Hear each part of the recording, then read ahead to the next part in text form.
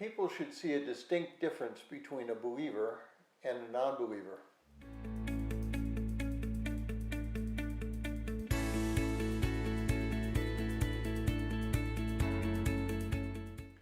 Well, if you're joining us in reading through this 60-day reading plan, today's reading is 1 John chapter 3, verses 7 through 14, and I encourage you to read that passage.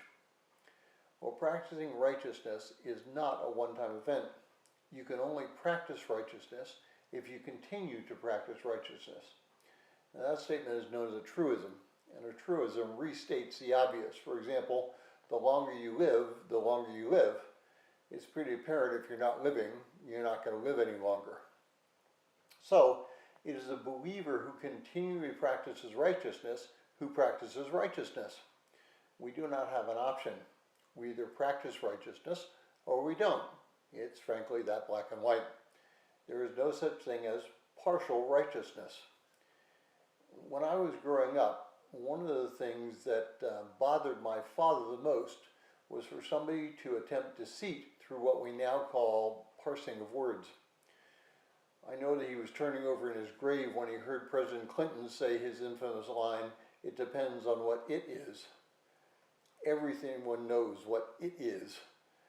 Only people who are attempting to deceive attempt to muddy the waters with fancy words or with different words. So why do we as Christians attempt to muddy the waters? We tacitly support something that we should not support. We do things that non-believers do and that we should not do just for the sake of getting along. For example, we watch TV programs because they're funny. We go to movies and watch sex scenes, darkened, hidden, or whatever, and then pass it off as us being adults, or that's just an integral part of the film. We should be righteous. That does not mean holier than thou. It means we should practice humility. We should practice being servants.